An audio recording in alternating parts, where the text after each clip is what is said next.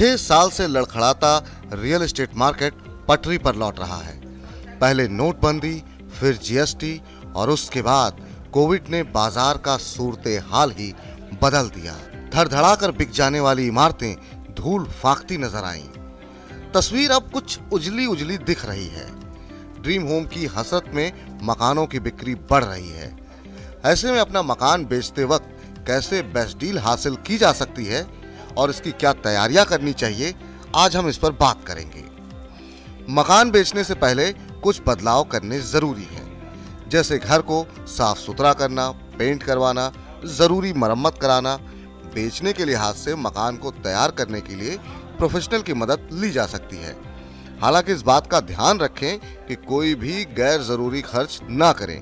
Property से जुड़ी कागजी कार्रवाई पूरी रखें, बकाया बिजली का बिल और हाउस टैक्स भर दें। ब्रोकिंग फर्म होममेड्स के फाउंडर प्रदीप मिश्रा बताते हैं कि प्रॉपर्टी की असली कीमत जानने के 2 तरीके हैं। अगर मकान खुद बनवाया है तो स्ट्रक्चरल इंजीनियर से उसकी स्ट्रेंथ चेक कराइए। तब आपको समझ में आएगा कि मकान में कितनी जान बची है, आज की तारीख में उसकी क्या वैल्यू है। इस हिसाब से आप कंस्ट्रक्शन कॉस्ट लगा पाएंगे। अब बात करते हैं जमीन के रेट की। मौजूदा वक्त में जमीन का रेट क्या है, इसके लिए आप लोकल प्रॉपर्टी डीलर से संपर्क कर सकते हैं। घर बेचने के लिए आपको कई औपचारिकताएं पूरी करनी होती हैं। होममेड्स के फाउंडर मिश्रा बताते हैं कि सबसे पहले आपको बिक्री लेन देन की शर्तें और नियम तय कर लेने चाहिए। अगर प्रॉपर्टी हाउसिंग सोसाइटी की है तो RWA से NOC लेनी होगी। अगर फ्लैट अंडर कंस्ट्रक्शन है तो डेवलपर NOC देगा। अगर रजिस्ट्री हो चुकी है तो सोसाइटी के मेंटेनेंस डिपार्टमेंट से NOC लेनी होगी। इसके साथ ही ट्रांसफर डीड, हाउस टैक्स और बिजली का नया बिल, पहचान पत्र और एड्रेस प्रूफ जैसे कागजी दस्तावेज भी तैयार रखने चाहिए। घर के वास्ते खरीदार ढूंढने के लिए पुराने तरीके जैसे पड़ोसियों या दोस्तों से बात करना हमेशा कारगर हो, ऐसा जरूरी नहीं है।